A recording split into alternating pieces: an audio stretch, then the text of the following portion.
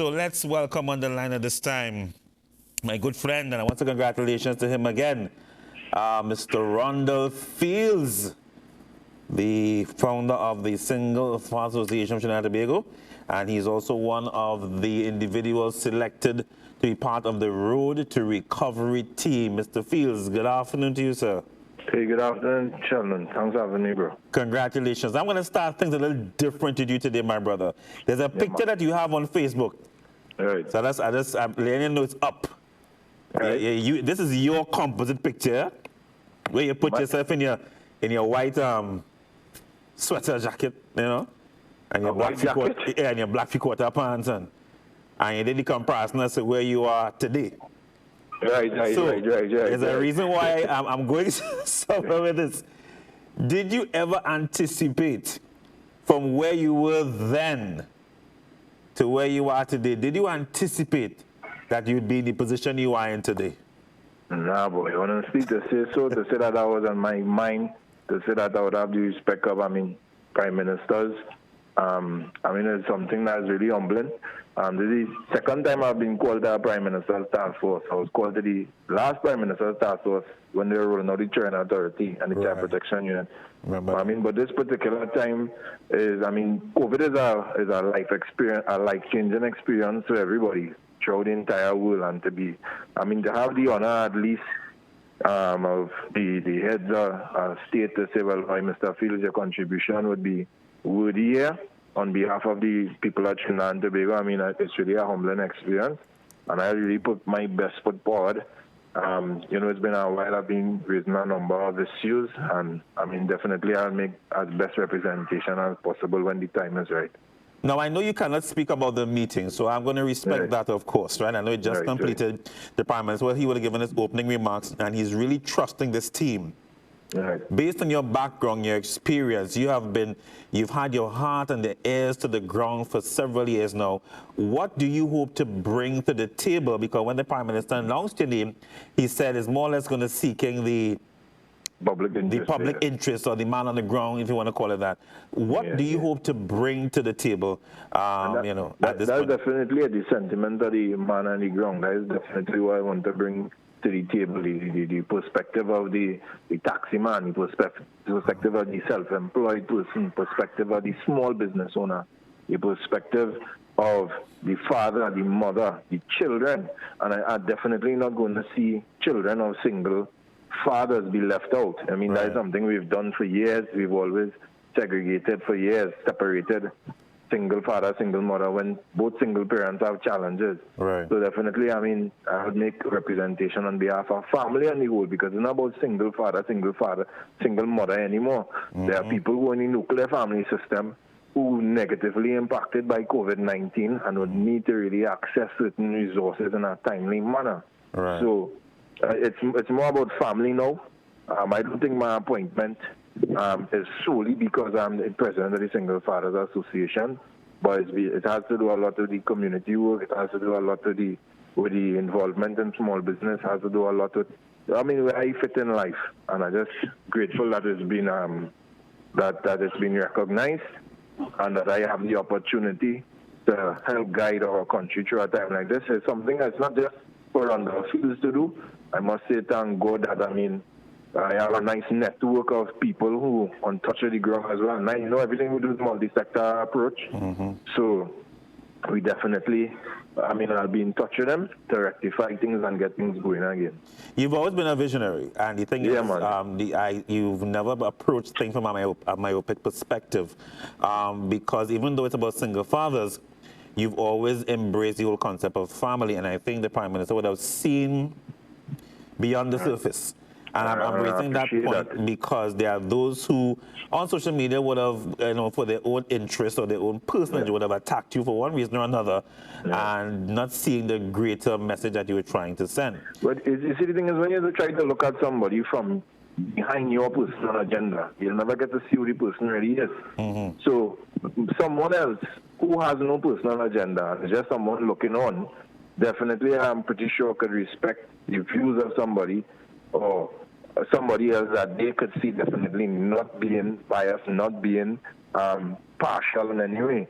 But if you have a partial position and you hearing someone advocate for something that sounds different to what you advocate for, then definitely you could only view that person as a partial person yourself, so themselves. So, I mean, I think people, I've always said so, there's always those people, mass majority of people who are right thinking that realize that any position I take, I just try to bring balance. Right. Because I wouldn't want I wouldn't want a man to have the upper hand over a woman to have the upper hand. I want balance and fairness, because at the end of the day, it's about bringing everybody together for the benefit of the children. And at a time like this, during this COVID experience, and then we know we're going to have a new trying experience to deal with after this, there's no better time than for us to come together and put aside all of our small differences, whether it's a advocacy point or whether it's whatever, that we come together for the betterment of Trinidad and Tobago and its citizens. Now, the emotions of man is something you can't get away from. It is part of the flesh, as they say. But it becomes very dangerous when the emotions controls your logical thinking. And there are many people right now who are responding to this thing very emotive, to the point you're hearing some balling, and one brother saying, this is generally speaking, some saying at one point, intensify, and then they're saying open by the country, and then they want to be making very, how should I say, derogatory comments, racist comments, belittling comments, whether it be, I mean, it's across the board. And it is becoming so toxic that social media in itself has become a very dark platform in many ways. What would you say to those out there who are still seeing this as a political thing and seeing this as they have an agenda, and they're not seeing this beyond Trinidad and Tobago? What would you say? Now, you may not convince them right away what you're about to say now, but I think it's important to respond to those naysayers who are, again, being controlled by their emotions and not seeing the bigger picture. Yeah, I think everybody needs to realize that the fight is right now against mankind versus a pandemic. And we have to realize no matter which strata of mankind we come from, whether we are man, whether we are woman, whether we are KNM, whether we are UNC, whether we are Japanese, whether we are Chinese, whether we are whatever race, it's a factor and it's affecting all of us. So it's not only going for the PNM, or going for the UNC, or going for the African, or going for the East Indian. It's gone for everybody.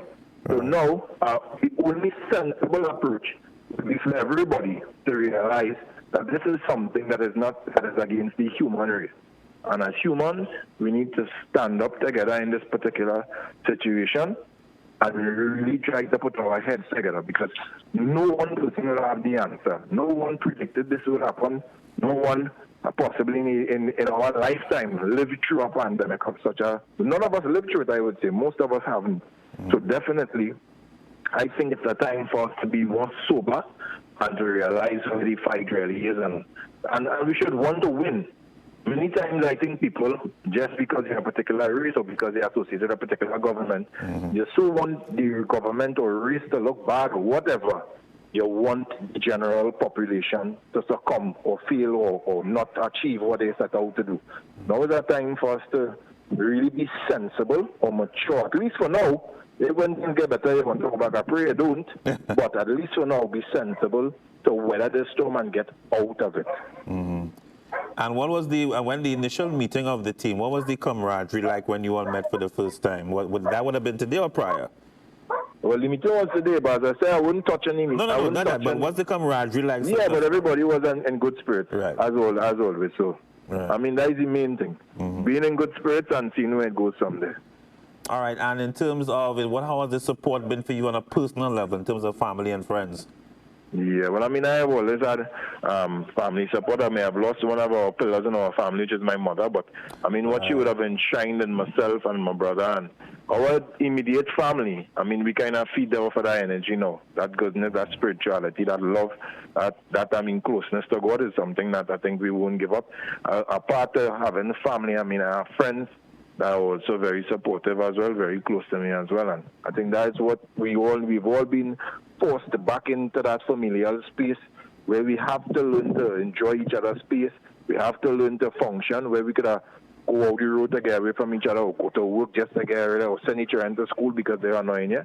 We've been forced now to get back into that space, that family time. Some of us, without this COVID, possibly didn't spend more than 24 hours a week with our children and our families.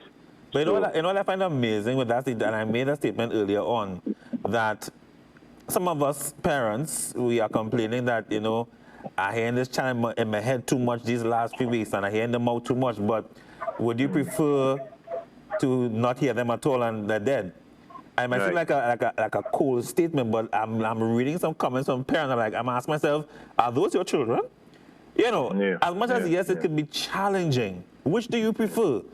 That in your head every day, but you're not hearing it at all. And I think that is, perspective is very important in this time.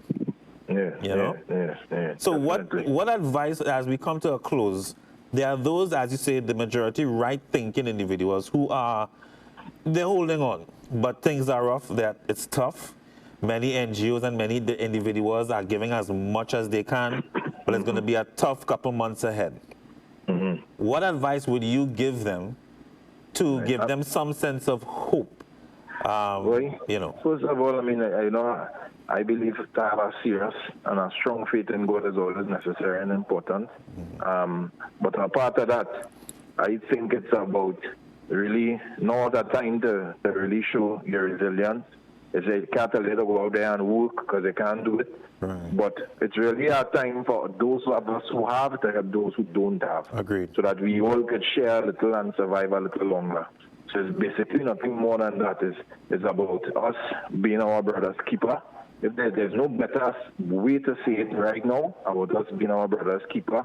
I mean, I expect the government to play their role on their part. I expect private sector to play their role on their part. But it's about us as well. If we live amongst each other, that we seek our, be our brother's keeper and seek each other's interests. And I mean, we weather this together. Things will get better once we survive it. So we have to put whatever mechanisms in place as communities to make sure that we all survive this, from the ones with more means to the ones with the least means in the community. Just be a brother's keeper. Agreed. Thank you so very much, my brother. Again, congratulations to you on the appointment. I wish you and the entire team all the best in mapping this road of recovery over the next couple of months. All right? We'll keep in touch. Bye. Yeah, man. Mr. Rhondall Feeles, there, the president of the Single Father Association of Trinidad and Tobago, and now one of the key team members of the Road to Recovery team appointed by Prime Minister Dr. Keith Rowley.